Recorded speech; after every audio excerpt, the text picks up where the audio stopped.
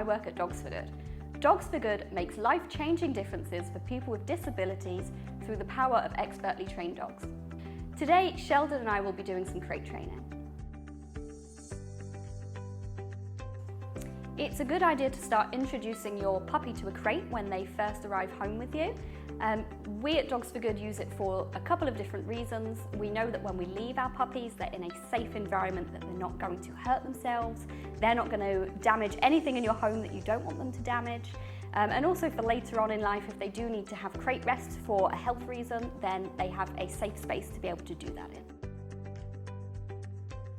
The first golden rule of crate training is to ensure that you have an appropriate sized crate for your puppy or dog.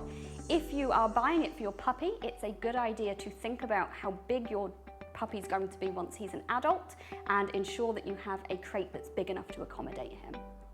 Make sure the crate is always a positive space for your puppy so that it has no negative associations. So I would never use the crate to punish the puppy, or if you tell the puppy off and separate it, I would always make sure that it's positive.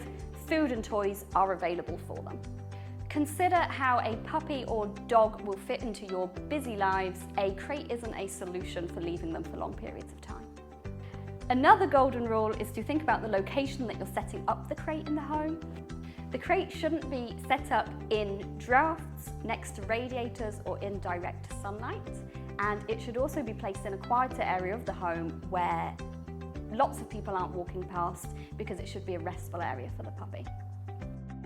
We want the crate to become the puppy's favourite place, so we'll fill it with lots of positive things. So the crate should contain a nice bed for them, have some toys that are suitable, and maybe some chews for them, such as nylabones and kongs, and should also include a small amount of water for them.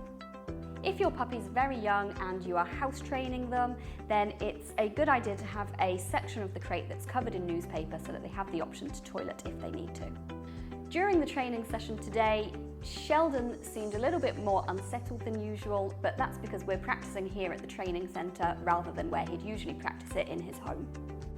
So to start off with the crate training, I would make sure that it's a very positive place for the puppy. I wouldn't close the door behind the puppy. I would ensure that they're able to come and go from it freely as they want to, and I would be throwing lots of treats around it to start with rather than asking them to go straight into it. And I would be throwing toys and treats inside of the crate to make it a positive space.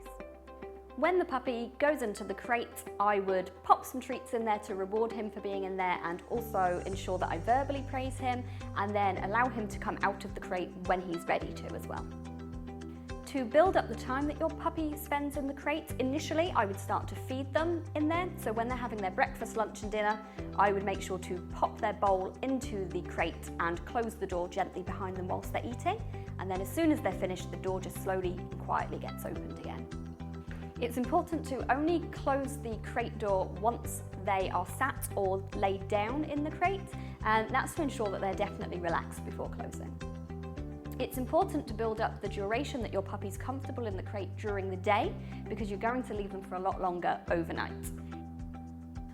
When returning to your puppy and letting them out of the crate again, it's important that that isn't something to be super excited about, so a calm and quiet door opening and walking away for your puppy to follow you out is the best way to do this. It's sensible to not leave your puppy or dog in the crate for more than 4 hours during the day. Every person knows their puppy or dog the best. You're going to know whether your puppy is barking because it's frustrated and it just wants to be let out of the crate, or whether it's genuinely distressed. If the puppy is genuinely distressed, then we would advise not using the crate initially and really gradually building that up to ensure that they're confident. If at any point overnight your puppy is unsettled and is barking or whining, we would advise to leave them for a few minutes until they're quiet and then go down and check on them. If they are really distressed, then we will either let them out of the crate and let them sleep in their bed, or we would take the crate upstairs to the bedroom. So when Sheldon was in the crate today, he did start to bark out of frustration because he wanted to be let out.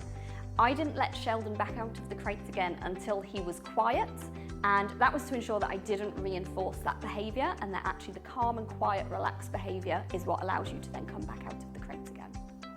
If your puppy really doesn't like the crate, then you can utilize baby gates or smaller areas of the home, such as a utility room. You can make it a safe space as you would the crate and make sure that the puppy's confident in there.